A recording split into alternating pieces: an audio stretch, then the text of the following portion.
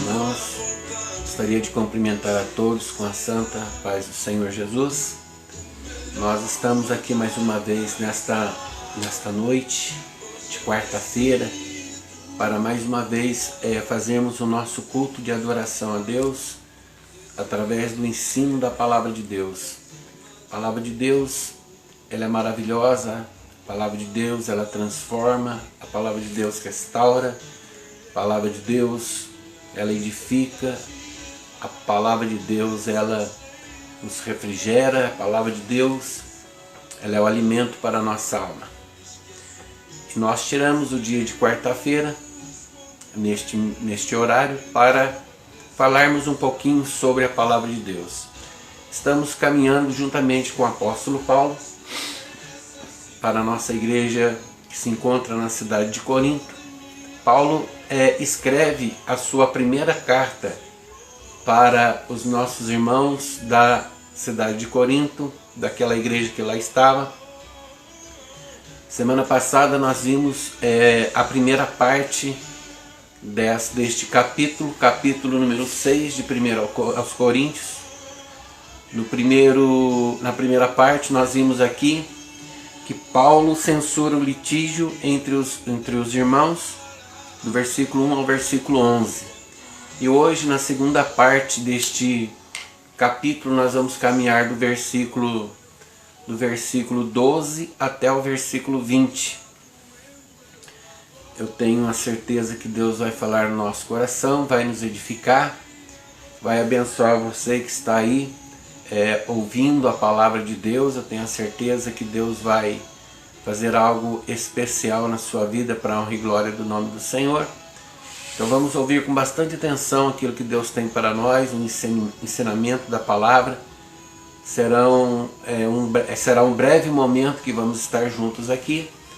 Então, se você quiser nos acompanhar na sua casa, tiver uma Bíblia, pode abrir comigo no livro de 1 aos Coríntios, capítulo 6, versículo número 12 a seguir. Primeiramente eu vou fazer toda a leitura do versículo 12 até o versículo 20. Depois nós vamos voltar no versículo 12 e vamos discorrer o que Paulo estava querendo falar com essas palavras para os irmãos que lá estavam em Corinto. E o título desta palavra hoje é que os nossos corpos são membros de Cristo. Esse é o título desta palavra. Os nossos corpos são membros de Cristo. Então acompanhe a leitura aí na sua casa com muita atenção em nome de Jesus, com muita reverência, respeito. Pare de fazer o que você tem costume de fazer, que nós temos costume, né? Todas as noites. Mas pare agora, pare e vamos ouvir o que Deus tem para nós nesta noite, para a honra e glória do Senhor. Então, do versículo 12 ao versículo 20, vamos fazer a leitura. Todas as coisas me são lícitas, mas nem todas as coisas convêm. Todas as coisas me são lícitas, mas eu não me deixarei dominar por nenhuma. Os manjares são para o ventre e o ventre para os manjares. Deus, porém, aniquilará tanto um como os outros. Mas o corpo não é para a prostituição, senão para o Senhor, e o Senhor para o corpo. Ora, Deus, que também ressuscitou o Senhor, nos ressuscitará a nós pelo seu poder. Aleluia. Não sabeis vós que os vossos corpos são membros de Cristo? Tomarei, pois, os membros de Cristo e fá-los-ei membros de uma meretriz? Não por certo. Ou não sabeis que o que se ajunta com a meretriz faz um corpo com ela? Por que razão disse? Dois numa carne. Porque serão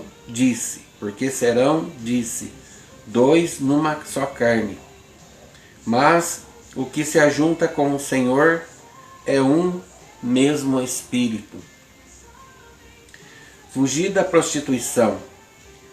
Todo pecado que o homem comete é fora do corpo, mas o que se prostitui peca contra o seu próprio corpo. Ou não sabeis vós que o vosso corpo é o templo do Espírito Santo, que habita em vós, proveniente de Deus, e que vós sois, e que não sois de vós mesmos, porque fostes comprado por bom preço.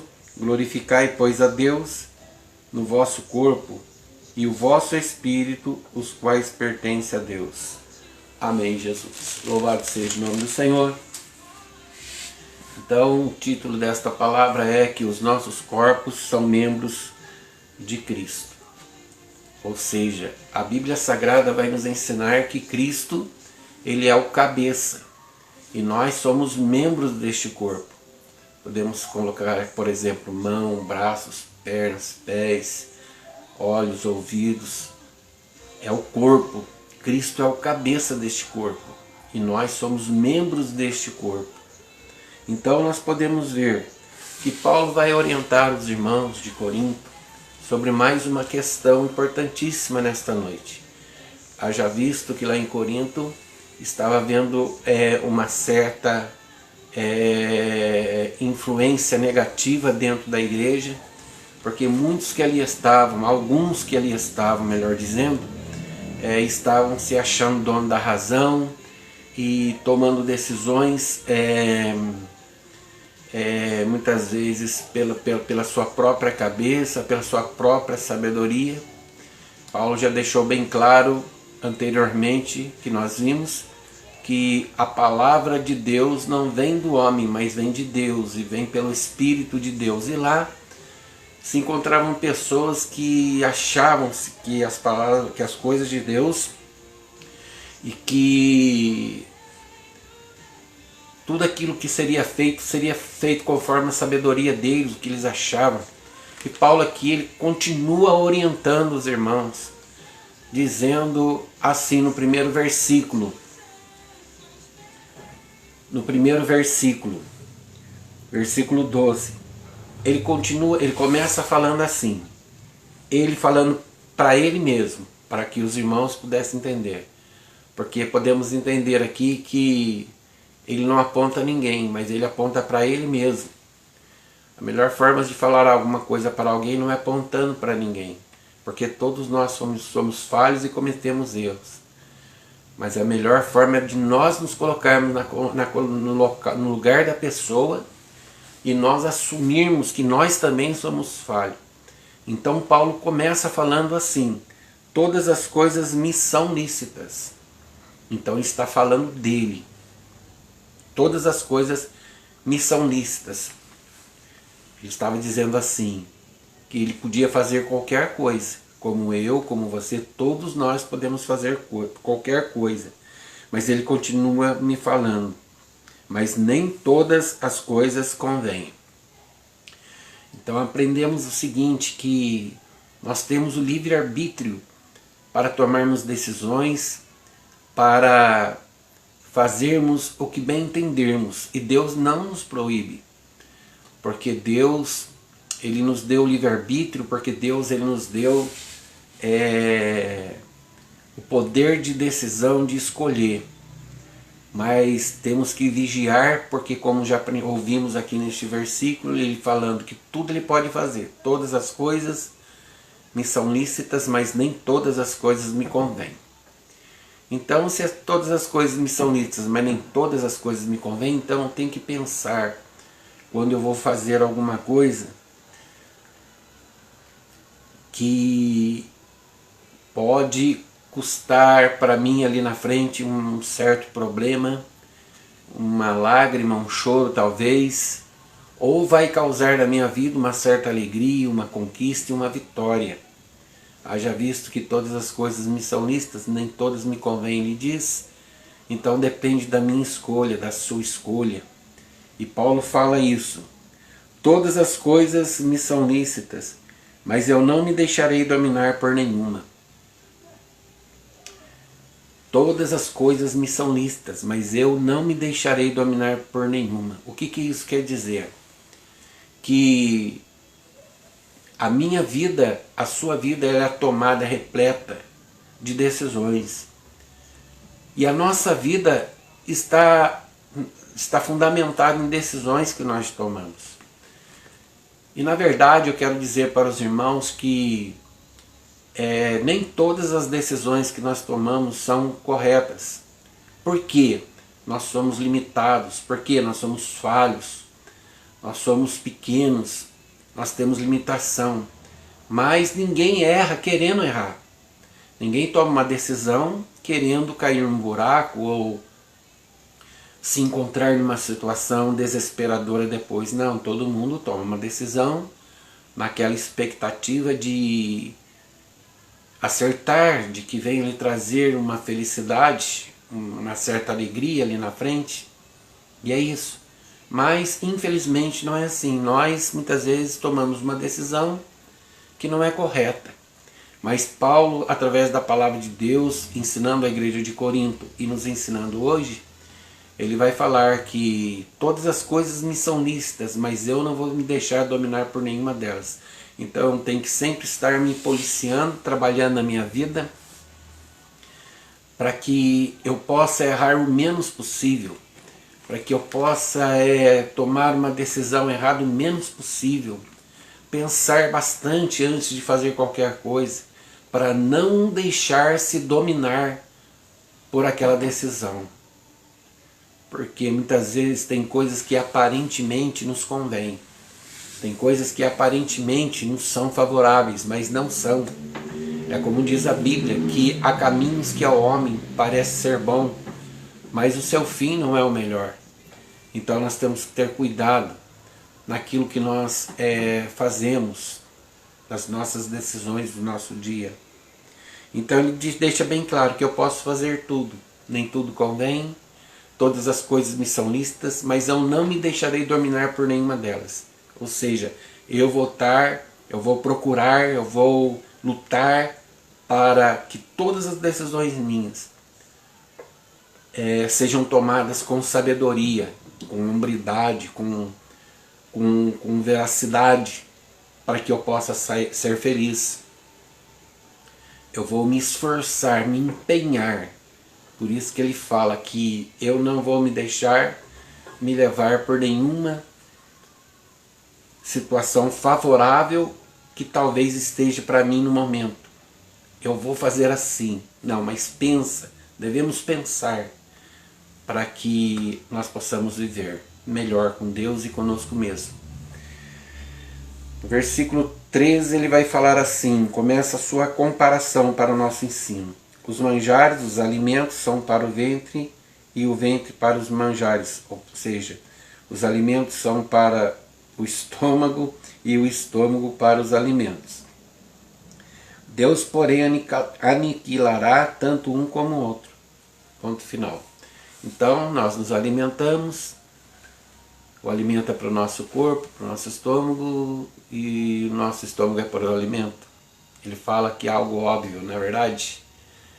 Mas porque o alimento é que nos sustenta de pé, né? Que nos mantém vivo.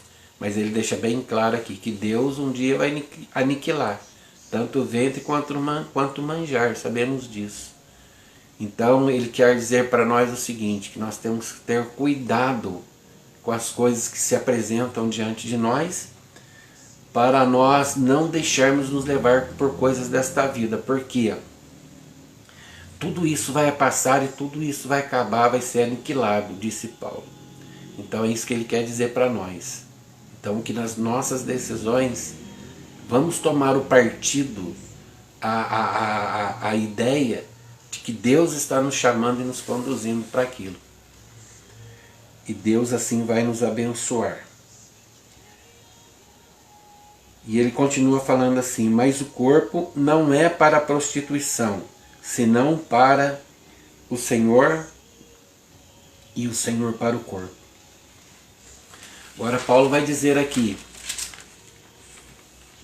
mas o corpo não é para a prostituição, senão para o Senhor e o Senhor para o corpo. O que isso quer dizer? Que naquela cidade de Corinto, mais na frente nós vamos ver, Existia ali um grande templo dedicado a deusa Afrodite, e as suas profetisas, as profetisas daquela deusa, elas ganhavam a vida e mantinham um templo de Afrodite através da prostituição, porque os homens iam até aquele templo pagão, se prostituíam com aquelas profetisas de Afrodite e pagavam para elas uma certa importância por aquele ato. E eles acreditavam que quando fizessem isto, eles iam se prosperar. Essa era a crença, que eles iam ser prósperos. Mas Paulo, ele vai começar a chamar a atenção para esta questão, que ele fala aqui, olha, que o nosso corpo não é para a prostituição, senão para o Senhor e o Senhor para o corpo. O que quer dizer prostituição? A definição de prostituição é atividade institucionalizada que visa ganhar dinheiro com a cobrança por atos sexuais. É aquela pessoa, aquele homem, aquela mulher que vive de atos sexuais para sobreviver. Isso daí se chama prostituição. Em especial na cidade de Corinto, existia esse templo dedicado a deusa Afrodite, como eu dizia para vocês, como eu disse. Então Paulo já começa a falar que isso não haja entre vocês. Que não haja isso entre vocês. Por quê? Vocês são para o Senhor e o Senhor é para o corpo. Então não pode ter esse tipo de comportamento. Versículo 14. Ora, Deus que também ressuscitou o Senhor, nos ressuscitará a nós pelo seu poder. Deus vai nos ressuscitar pelo seu poder.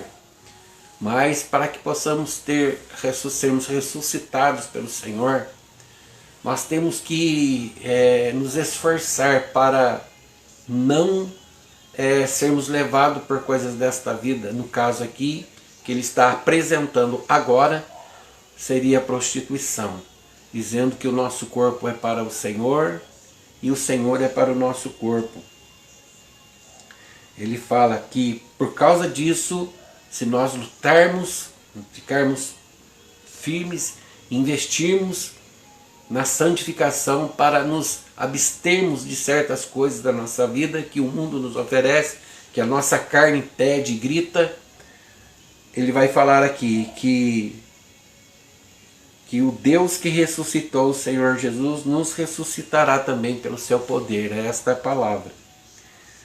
E ele fala aqui, olha, ou não sabeis, uma advertência, ou vocês não sabem que o que se ajunta com uma meretriz fez-se um corpo com ela, porque serão, disse, dois numa só carne. Então, ele está falando assim, vocês não sabem que quando a pessoa se junta a uma meretriz, o que é uma meretriz? É aquela mulher que vive da prostituição, que vende o seu corpo por dinheiro para sobreviver. Então ele está dando mais uma recomendação, não façam isso. Porque ele fala que, ou não sabeis que o que se ajunta a uma meretriz faz-se um corpo com ela, porque serão, disse, dois numa só carne. É isso que Deus falou, que o homem deixará seu pai e sua mãe, se unirá à sua mulher e serão dois numa só carne. Aí o ato sexual não é pecado, não é uma transgressão contra Deus, mas é uma bênção de Deus. Quando o marido tem a relação sexual com a esposa e a esposa com o marido, aí não é maldição, não é pecado, não é transgressão, não é prostituição. Aí é uma bênção de Deus. E Deus fala para nós, né? Nós vamos ver mais um pouquinho lá na frente, o apóstolo ensinando os irmãos da igreja de Corinto que o casal, marido e mulher, não deve se abster desse momento, que é a relação sexual no casamento, no casal. Por quê? Ele fala que quando um não for atender o marido e o marido não for atender a mulher nesta questão, é só por um motivo. Quando um deles for tirar um momento para consagração a Deus, fez um propósito com Deus, aí vai comunicar o outro. O marido comunica a mulher ou a mulher comunica o marido. Por tantos dias nós não vamos fazer. Por quê? Porque eu estou consagrando a nossa vida para Deus nos abençoar, ou eu tenho um propósito diante de Deus e eu estou fazendo assim. Se o marido concordar, bênção. Se o marido não concordar, aí não é bênção. Porque casa dividida não subsiste e aí Deus não abençoa. Então, ou vice-versa. Então os dois têm que concordarem nesta situação. Nós não vamos ter relação, por quê? Porque eu estou fazendo um propósito com Deus. Nesta questão, o apóstolo vai nos ensinar que aí não é para fazer. Caso contrário, tem que fazer. Tem que fazer, porque o apóstolo ele vai ensinar que fala que nós temos que fazer isso porque é bênção de Deus, que o marido é dado para a mulher e a mulher é dada para o marido. Então é esta questão. Mas quando isso acontece fora de um casamento, isso daí já tem outro nome, né? Aí, no caso aqui, ele está falando sobre prostituição, né? Então, mas a prostituição, irmãos, ela não é fornicação, entenda isso. Fornicação é sexo antes do casamento, é um pecado que Deus não se agrada, sexo antes do casamento. Então nós temos que vigiar, trabalhar para nós não cairmos nisso daí. Ainda que nós somos falhos, cometemos erro, podemos até tropeçar, mas o ensinamento de Deus e da palavra de Deus é para nós vigiarmos, para nós não termos relação sexual antes do casamento, porque aí Deus não se agrada. Então aqui o caso não é, a situação aqui não está falando sobre esta situação. Aqui ele está falando sobre a prostituição, não sobre a fornicação. Eu creio que você está me entendendo. Então ele fala aqui que então você serão os dois para Deus, para o Senhor. Porque ele fala aqui no versículo 16: você não sabe que o que se ajunta com uma meretriz ou com uma mulher que vive da prostituição, que vende seu corpo por recursos financeiros, essa mulher você está se unindo a ela, está sendo um com ela, porque Deus disse, como eu falei, dois numa só carne, mas está falando do homem e do marido e da esposa, e não de uma situação dessa. Então ele fala para a gente não estar nessa situação. Versículo 17 ele fala: mas o que se ajunta com o Senhor é um mesmo Espírito. Então o que se ajunta com Deus é um mesmo Espírito. Aí vem a recomendação no versículo 18. E é curta, vamos dizer, curta, rápida e sem anestesia, mas ele vai direto ao assunto quando ele fala: fugir da prostituição e ponto final. Podemos observar aqui na Bíblia que tem um ponto final aqui. Fugir da prostituição, ponto final. Mas o versículo está só começando. Mas ele queria já de uma vez passar a régua, ele queria de uma vez já deixar bem claro o que ele estava falando. Fugir da prostituição, ponto. Mas o versículo continua: todo pecado que o homem comete é fora do corpo, porque nós pecamos através das palavras, dos pensamentos, daquilo que nós ouvimos. Nós pecamos quando colocamos as mãos em alguma coisa. Nós pecamos quando desejamos algo de alguém que não nos pertence. Nós pecamos. Tem muitas formas de pecar. Mas quando existe a relação sexual, no caso aqui, a prostituição, quando alguém se ajunta com uma meretriz que vive disso para ganhar a vida, aí esta pessoa está sendo um com a meretriz. Então Paulo fala: fugir da prostituição, não faça isso. Porque ele está falando que todo pecado que o homem comete é fora do corpo, mas o que se prostitui peca contra o seu próprio corpo. Então você está pecando contra o seu próprio corpo quando você se prostitui, quando você procura uma mulher que vive disso, ou procura um homem que vive disso. Você está pecando contra o seu próprio corpo. Versículo 19, ele faz um lembrete para nós. Ou não sabeis que o nosso corpo é o templo do Espírito Santo, que habita em vós, proveniente de Deus, e que não sois de vós mesmos? Quando ele fala que nós não somos de nós mesmos, isso ele quer dizer que nós pertencemos a alguém. Ele fala que o Espírito de Deus habita em nós e que nós não somos de nós mesmos. Se nós não somos de nós mesmos, nós somos de alguém. Eu prefiro ser de Deus. Eu creio que você também prefere ser de Deus. Ainda que falhos, ainda que possamos cometer pecados e falhas, Deus nos ama. Porque Deus é assim, irmãos. Deus não ama o pecado, mas Deus ama o pecador. Nós pecamos, falhamos, fazemos muitas coisas que não podemos fazer, mas nós não somos de nós mesmos, nós somos de Deus.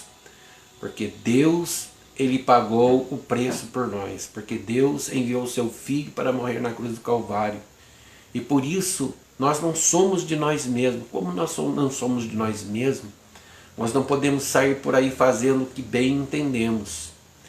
Não podemos sair por aí falando o que bem entendemos, porque aí Deus não vai se agradar, e aí Deus não vai estar presente, e aí muitas coisas podem nos alcançar e nos atingir, coisas que não vêm de Deus. Então temos que vigiar. Para finalizar, ele vai falar assim: porque foste comprado por bom preço. Nós somos comprados por bom preço. Não foi com ouro, não foi com prata, não foi com joias. Mas ele diz aqui: glorificai, pois, a Deus no vosso corpo e no vosso espírito, os quais pertencem a Deus. Então o nosso corpo e o nosso espírito pertencem a Deus. Porque Deus enviou o seu Filho unigênito para que todo aquele que nele crê não pereça, mas tenha vida eterna.